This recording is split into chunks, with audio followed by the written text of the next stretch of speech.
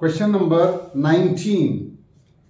P and Q are two identical charged particles, each of mass 4 into 10 raised to the power minus 26 kg and charge 4.8 into 10 raised to the power minus 19 coulomb. Each moving with the same speed of 2.4 into 10 raised to the power 5 meter per second. As shown in the figure, the two particles are equidistant 0.5 m from the vertical y-axis. At some instant, a magnetic field B is switched on so that the two particles undergo head-on collision. Find first the direction of the magnetic field and second the magnitude of the magnetic field applied in the region. So here this is the y-axis and this is the x-axis, and these two particles are equidistant from the vertical y-axis, and that is the 0.5 meter. That means the particle, this particle will be 0.5 meter away anywhere here on this line, and this particle is again at 0.5 here. So in this case, this particle, one is here and the other is somewhere here.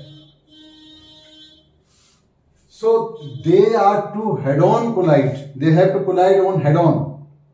Means that is only possible if this y-axis becomes the common tangent like this.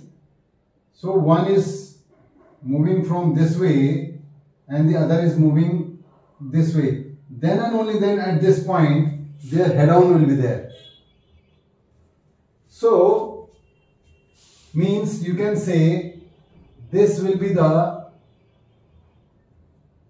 track of the first charge.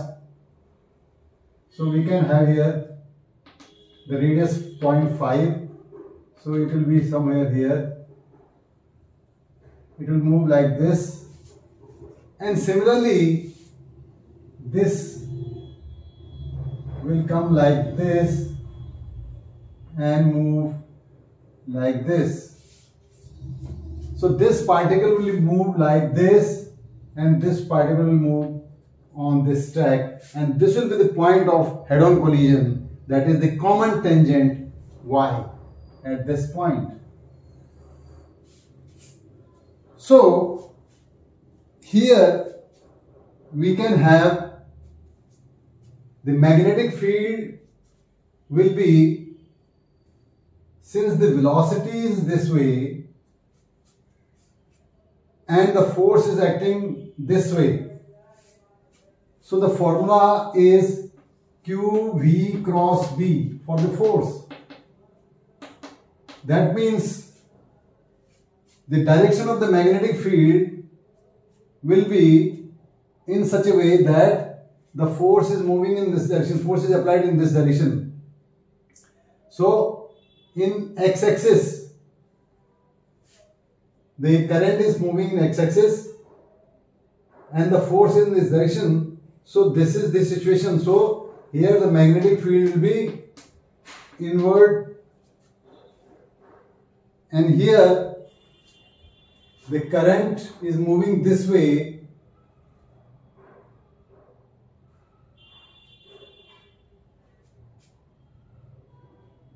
This is the current and the force is this side. So that means again here the magnetic field is inward.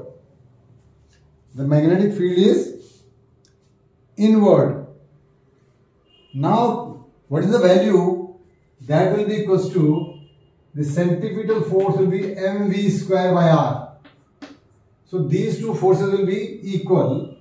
So equating them, we can just get the magnetic field exactly. So here we have Q VB equals to mv square by r. So this V will get cancelled. The charge is given to you 4.8.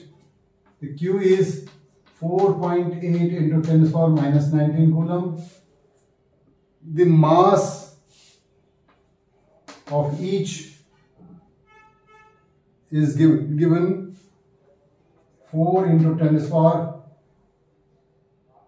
minus 26 kg, and the velocity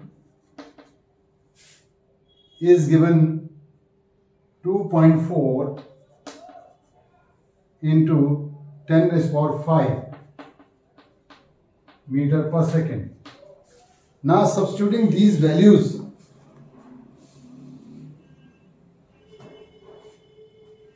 we get Q equals to, or you can say the magnetic field B will be equals to mv upon QR. That means m is 4 into 10 to the power minus 26, V is 2.4 into 10 to the power 5, Q is 4.8 into 10 to the power minus 19, and R is 0.5 meter. So here this gets by 2, this will get cancelled by 2, and this 0.5 is 1 by 2, that is 4 into 10 to the power 19 and 5, 24, so minus 2 Tesla. So the magnetic field is 4 into 10 to the power minus 2 Tesla, and the direction is inward.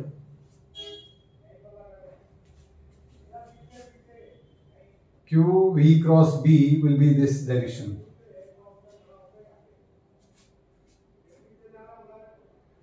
This is the direction of the current, because the charge is positive and is moving in this direction. So that is why the force will be acting on this way. Or similarly here you can just see the direction of the current is this and the force will be here. So the magnetic field is inward. एक बार फिर से समझ लीजिए, यहां एक charge रखा हुआ है और यहां कहीं रखा है जो इस एक्सिस से 0.5 मीटर अवे है. यहां भी हो सकता है, यहां भी हो सकता है, कहीं भी हो सकता है. पर होगा कैसे कि जब ये मूव कर रहे हैं तो ये हेड ऑन कोलिजन करते हैं. तो हेड ऑन कोलिजन तभी हो सकता है जब ये सर्कल में इस तरह से आए और ये सर्कल में इस तरह से आए कि वाई एक्सिस के ऊपर ये टेंजेंट, कॉमन टेंजेंट बनाए. तो उसके लिए क्या होगा, ये सर्कल का रेडियस 0.5 हो गया, समझ लीजिए ये 0.5, इसका रेडियस 0.5, तो इसको यही कहीं होगा तभी ये ऐसा करेगा. तो हमारे पास आ गया रेडियस की वैल्यू क्या है 0.5 मीटर, और जो फोर्स लग रहा है वो QVB है, और चूंकि सर्कल में घूम रहा है तो सेंट्रीपिटल फोर्स होगा, यानी सेंट्रीफ्यूगल फोर्स और सेंट्रीफ्यूगल फोर्स. तो QVB equals to mv square by r, उससे कैलकुलेट करके हम V निकाल सकते हैं, and the value of B is 4 into 10 to the power minus 2 tesla. एक V कट गया तो B की वैल्यू क्या है, mv upon QR. Values put कर दी, m की value 4 into 10 to the power minus 26 है, वेलोसिटी की है 2.4 into 10 to the power 5, charge जो है 4.8 into 10 to the power 19 है, रेडियस हमें मिल ही गया 0.5, और इसको कैलकुलेट करके आपका 4 into 10 to the power minus 2 Tesla आ जाता है. और ये इनवर्ड को आप दिखा सकते हैं ऐसे.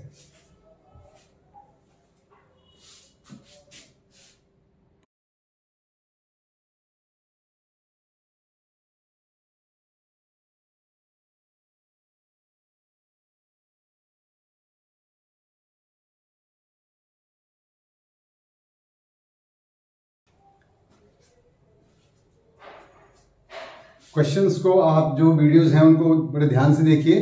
अगर एक बार में समझ नहीं आता तो दोबारा रिपीट करिए उसको. और बार बार करिए, और फिर भी अगर आपको किसी जगह पे समझ नहीं आता है तो आप कमेंट बॉक्स में feel free to write down और उसमें बता दें कि सर मुझे ये प्रॉब्लम। इसके अलावा भी अगर आपको कहीं पर कोई प्रॉब्लम कहीं पर आ रही हो आपकी, तो वो भी आपको रिमूव कर देंगे। कमेंट बॉक्स में उस प्रॉब्लम को आप दे दीजिए तो यू विल गेट इट। और हाँ, चैनल अगर अभी तक सब्सक्राइब नहीं किया, अगर अभी नए आए हैं तो चैनल को सब्सक्राइब जरूर कर लें, और प्ले लिस्ट में जाकर के पुराने वीडियोज़ को भी जरूर आप देखें, और लास्ट ईयर का जो सैम्पल पेपर सॉल्व करके दिया है उसको जरूर सॉल्व करें, ताकि प्री बोर्ड में आपके दोनों सैम्पल पेपर जब आप सॉल्व करके जाएंगे तो आपके बहुत अच्छे नंबर आने वाले हैं। इसके अलावा भी कोई और प्रॉब्लम्स हैं तो आप उनको फील फ्री, डोंट हेजिटेट, आपको ये प्रॉब्लम जरूर मिलेगी, सॉल्व जरूर करके मिलेगा, आपकी समस्याएं सारी सॉल्व कर दी जाएंगी।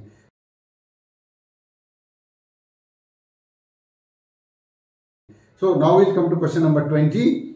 Binding energy per nucleon versus mass number curve for nuclei is shown in the figure. W, X, Y and Z are 4 nuclei indicated on the curve. Identify which of the following nuclei is most likely to undergo nuclear fission, nuclear fusion and justify your answer. So इसके अंदर जो है आपका ये जो graph है वो question paper में आप देख लें। यहाँ पर Z जो है वो करीब करीब यहाँ पर दिया हुआ है, ये Z दिया हुआ है 30 पे, और यहाँ पर आपका 5 है। देन Y दिया हुआ है 60 के ऊपर 8.5 पे, तो 60 तो यही आएगा, और ये 5 तो 8.5 यहाँ आ जाएगा, तो ये इस तरह से जा रहा है और ये यहाँ आ जाएगा। और 90 पे X है, 60 देन 90, ये थोड़ा डिक्रीज करता हुआ रहा है X, दिस इज Y।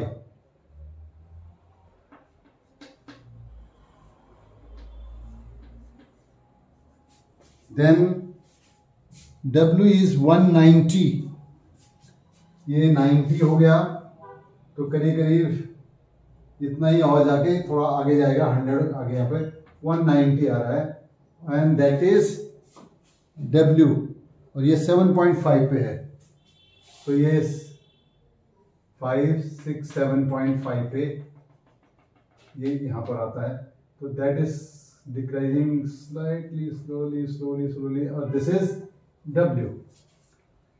तो W, X, Y and this is Z।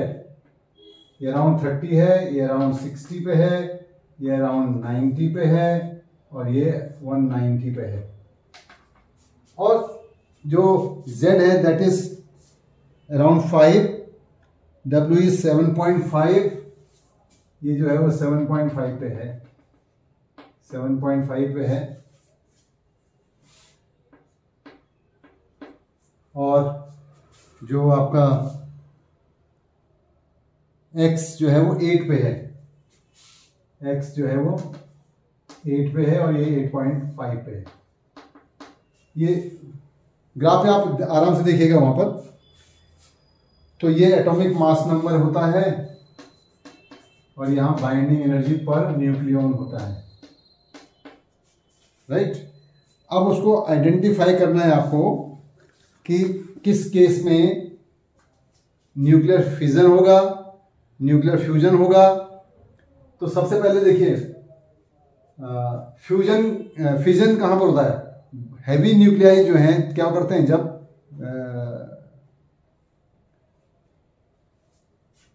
क्या कर देंगे, कन्वर्ट हो जाते हैं किसमें, 2 या 3 में से ब्रेक हो जाते हैं। तो ये हैवी न्यूक्लियाई कौन है? W। इस ग्राफ पे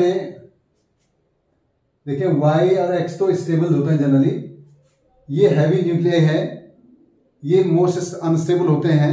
इसलिए फिजन रिएक्शन जो होगी, जो फर्स्ट है that is fission, that is W। तो ये क्यों होते हैं? क्योंकि अनस्टेबल होते हैं और ये अपने आप को ब्रेक करके दूसरे स्मॉल न्यूक्लियाइज में कन्वर्ट हो जाते हैं और energy is release in abundance. So this is how this W is under the category nuclear fission. उसमें आइडेंटिफाई कहा ना कि nuclear likely to undergo. So these are the nuclear which can undergo these fission reactions. And the second is fusion. Fusion reaction. So this fusion reaction will be, वैसे भी पता है कि fusion में क्या होता है, small nuclei are joint together and form a big nuclei. So these are the small nuclei. That means the Z, the region Z is the nuclei which will undergo this fusion reaction. And then energy is also released in this case as well as in this case. तो यहाँ पर छोटे nuclei हैं जो कि fusion reaction को undergo होंगे, and this is the large nuclei which are unstable and they break into smaller nuclei. So this is the fusion W and fusion Z. और ये एरिया जो है आपका स्टेबल होता है. तो ये हालांकि पूछा नहीं है बट अंडरस्टैंडिंग के लिए आपको जरूरी है.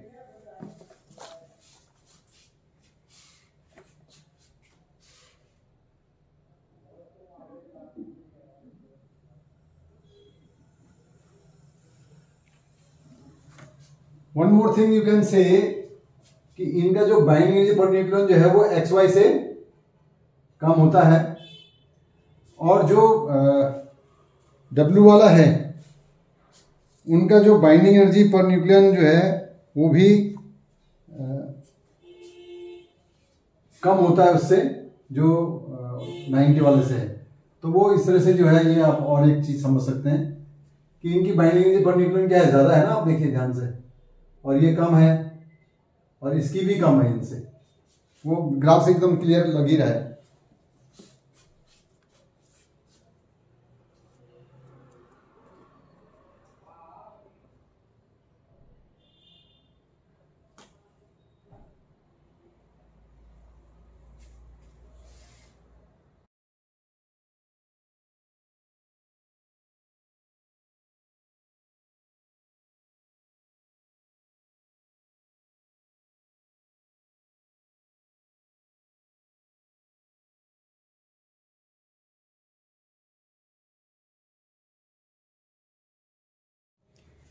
Question number 21. A cylindrical conductor of length L and cross section A is connected to a DC source. Under the influence of the electric field set up due to source, the free electrons begin to drift in the opposite direction of the electric field. First, draw the curve showing the dependency of drift velocity on relaxation time. Second, if the DC source is replaced by the source whose current changes its magnitude with time such that I equals to I naught sine 2 pi nu t, where nu is the frequency of the variation of the current, then determine the average drift velocity of the free electrons over one complete cycle. So here, this is the long conductor L of length L and area of cross section A. A DC source is applied across this. So electrons are drifted. So they will drift along this way. So the drift velocity is given by I upon NE square A tau. NE square tau. So what we have to find, under the influence of the electric field set up to source, the free electrons begin to drift in the opposite direction. That is very clear. To the electric field. Draw the curve showing the dependency of the drift velocity on relaxation time. So we have to draw the graph drift velocity and the relaxation time. So when this is DC source, in that case the current is constant. When current is constant, so this factor is constant, this factor is constant, this is constant, this is constant. So that means V is inversely proportional to tau. So the graph for that will be like this. ये सारा चीजें constant हो गया तो केवल graph आपका इस तरह से आएगा. तो ये हमने कई जगह प्लॉट भी किया है. तो that graph will come like this.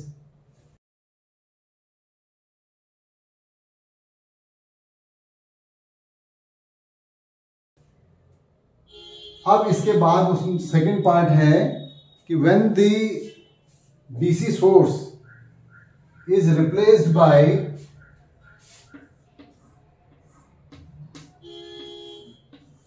N varying source, variable current और variable source, that is I equals to I not